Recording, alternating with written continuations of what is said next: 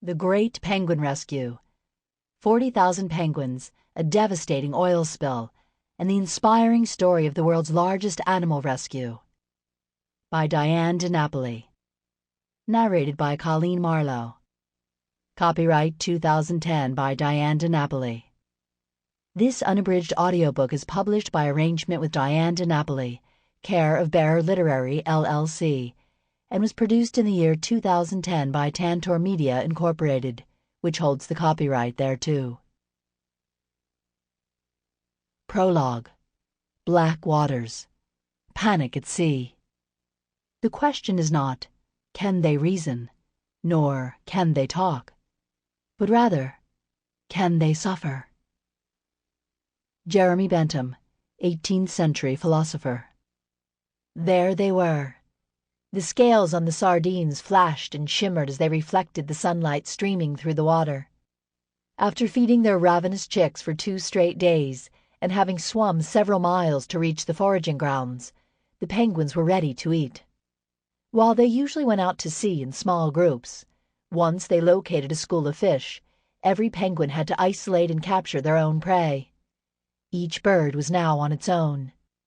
One of the penguins took a deep breath and dove beneath the sparkling surface of the ocean, swimming until it was below the schooling fish. The penguin hovered there, its black back blending in with the dark ocean floor, helping to conceal it from the sardines above. Then, in a sudden burst of speed, it shot up through the swirling mass, grasped a silvery fish behind its gills, and while still underwater, swallowed it head first and whole. A swift and agile hunter, the penguin caught and swallowed several more fish before its aching lungs signaled the need to come up for air. After being underwater for several minutes, it surfaced far from where it had originally submerged. Only now, the penguin found itself in the midst of a thick and noxious substance that clung to its feathers and slowed it down as it swam. The caustic oil got into the bird's eyes, burning them and making it hard to see. Confused and anxious, the penguin struggled to make its way through the viscous black stuff floating on the surface of the ocean. The heavy oil coating its body weighed it down, making it hard to keep its head above water. The penguin frantically pumped its wings, but it was becoming increasingly difficult to move. With every breath, it inhaled some water, along with the traces of oil coating its beak. Choking on the toxic mix burning its lungs and throat, the penguin coughed and struggled to breathe. The sticky oil had caused the penguin's dense, overlapping feathers to clump and separate, and the cold ocean waters now penetrated its feathers like icy fingers. The water eventually reached the penguin's skin. As its body temperature plummeted and hypothermia set in, it became weak and disoriented. The penguin swung its head from side to side, searching for the nearest landmass. If it could make it to shore, it might get some relief from the cold and the fumes. There was an island several miles off in the distance. But did the penguin have the strength to swim that far? Instinct drove it to head in that direction. But in its weakened state, it was several strenuous hours before the island was within reach. As the penguin made its final approach, the breaking waves tossed it violently against the rocks, which were now slick with oil, causing it to slip and struggle to get its footing. Exhausted, the penguin finally heaved itself onto the rocky beach, where hundreds of other penguins stood huddled together, the heavy black oil that slowly dripped from their bodies forming expanding black puddles around their feet. Some of the penguins stood statue still. Hunched over, their wings hanging limply by their sides, they were in a state of shock. Others were compulsively preening themselves, trying to remove the thick substance from their bodies. But it was an impossible task. The oil clung to every last feather, and while using their beaks in their futile attempts to clean and straighten them out, the birds were inadvertently swallowing large amounts of the toxic mess. If the oil remained in their intestinal tracts, bleeding ulcers would form, causing their normally green and white feces to turn dark brown from digested blood and swallowed oil. Over time, the toxins from the oil would get into their bloodstreams, where they would break down the red blood cells, leading to anemia. Eventually, the ingested oil could kill them. The penguins were now landlocked. They could not return to sea to hunt for food, because their soiled feathers no longer provided protection from the icy waters. Any oil-coated penguins that were eventually driven by hunger to brave the waters to feed were quickly forced back to shore by the penetrating cold.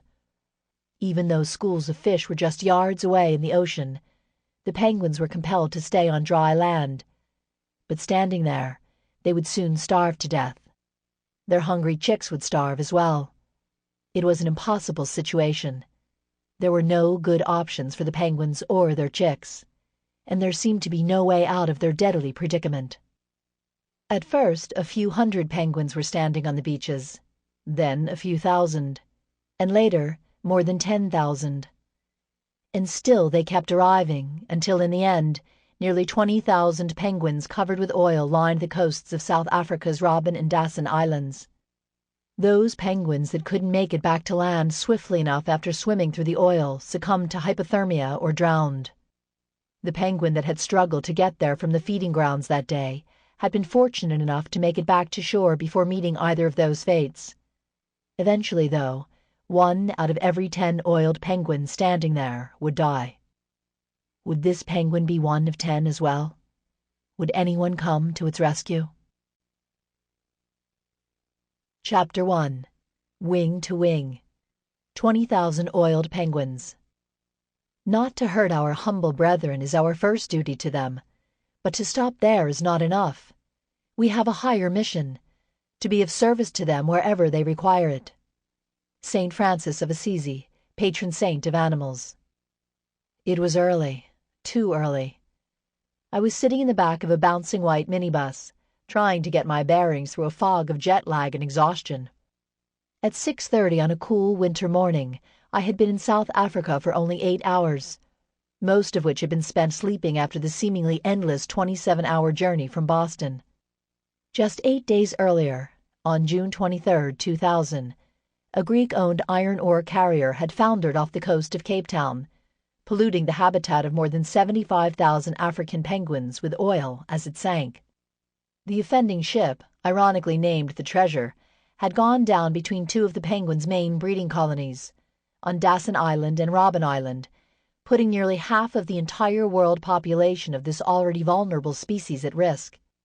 Within hours of the spill, thousands of heavily oiled penguins had begun streaming onto their islands in an attempt to escape the icy waters of the southern Atlantic Ocean. Due to the waterproof barrier created by their tightly overlapping feathers, these hardy seabirds can normally survive in the frigid currents that supply them with a bountiful food source for days or even weeks on end. With thousands of small feathers that lie over each other like shingles on a roof, and with microscopic barbules on those feathers that interlock to form an impervious shield, penguins are well equipped for life at sea. But now, the clumping effects of the oil had rendered their feathers useless.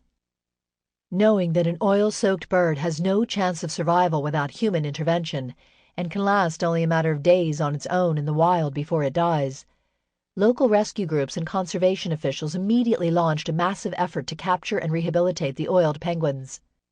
7 other penguin professionals and I had just arrived to help with the rescue operation, and we were now on our way to a warehouse 2 miles from the heart of Cape Town, where thousands of oil-covered penguins were being sheltered. More than 16,000 oiled penguins had already been rescued from their breeding islands, and thousands more contaminated birds had yet to be captured. There were so many that they had quickly overrun the local rehabilitation center, and an emergency rescue facility had been constructed to house them. In addition to these birds, another 60,000 that had so far managed to escape being oiled remained on their islands and would likely come into contact with the drifting oil slick if not removed from their colonies. For the oil-soaked penguins that had been recovered, the rescuers now had to begin the daunting process of washing, feeding, and nursing them all back to health. Our band of 8, having just convened at JFK Airport in New York the day before, was the first team of zoo and aquarium professionals to arrive from the United States to assist the local rehabilitation center with this enormous effort. We had been summoned to Cape Town because of our hands-on experience with and extensive first-hand knowledge about penguins. The members of our group, all hailing from institutions accredited by the Association of Zoos and Aquariums, AZA, had varying amounts of experience, but most had worked closely with penguins for 10 to 15 years. I had been working with penguins at Boston's New England Aquarium for 5 years, after serving Sample complete. Ready to continue?